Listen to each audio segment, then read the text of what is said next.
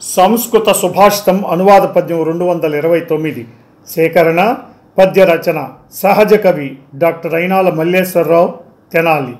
గానం గాన కళారత్న శ్రీ వెంపటి సత్యనారాయణ తెనాలి.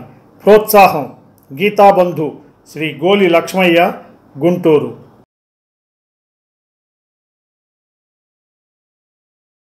సుభాషితం.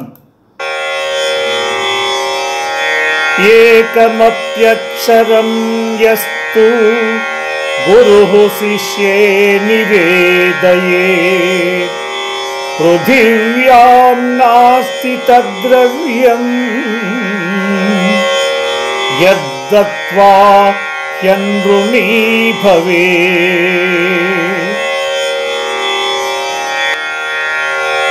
భావం: గురువు శిష్యునికి ఒకే అక్షరము నేర్పించినను దాని రుణ పరిహారానికి తగినంత ద్రవ్యం ఈ భూమి యందు లేనే లేదు.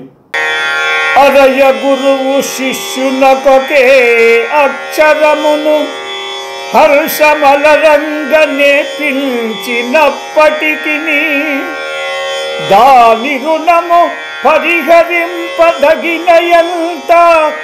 ద్రవ్యమన్నది లేనిదేదవని పైన.